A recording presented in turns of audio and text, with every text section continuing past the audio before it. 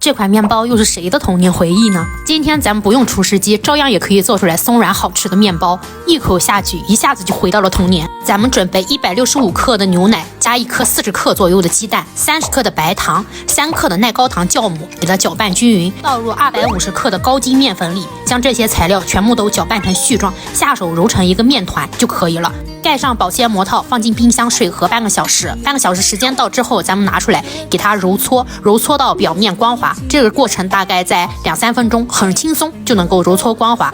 接着我们还是放进盆里面，继续盖上保鲜膜套，放进冰箱水合个10分钟。10分钟到了之后，咱们把这个面团拿出来，给它扯大，光滑面朝下，放上3克的食用盐，25克软化的黄油，然后我们给它揉合在一块。不太好搓揉，我们就可以用刮板给它切一切，然后给它反复揉搓到黄油全部揉到面团里面为止，一直反复的揉搓，直到黄油融化，全部揉进面团里。然后我们开始反复的摔打这个面团，让它形成筋膜。这个动作真接呀！越摔打越揉搓，你会发现这个面团变得越来越光滑，会形成一层薄薄的膜。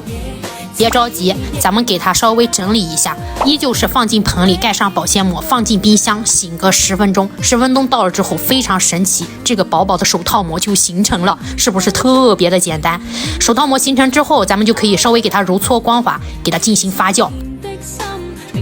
咱们现在给它醒发2倍，发至2倍大，用手搓个小孔，不回缩就可以了。咱们把面团拿出来，轻拍排气，分成大概8份，每一份大概在63克左右。再将每一个面剂从4周向里收，直到面团光滑为止，放在旁边继续松弛个20分钟。拿出一个面剂，留一个头，不擀油，只擀上部分，上面部分擀薄擀长，然后再从预留的那个头从上往下卷起来，接口处给它捏紧，稍微滚一下，滚成一个橄榄状。好的面包胚我是放进烤箱里面给它2次醒发到1.5倍大。烤箱里面记得放1碗热水，保持湿度，醒好之后轻按回弹，刷上全蛋液。烤箱提前预热170度，上下火烤20分钟。为打发大奶油，发现打蛋器坏了，只能用厨师机来打了。250克的淡奶油，再加15克的白砂糖，打至硬性。每个人家的烤箱温度不太一样，如果觉得上色有点深的话，可以盖上一层锡纸。烤好之后放凉，咱们用刀给它从中间划开，底部不切断，然后挤上奶油。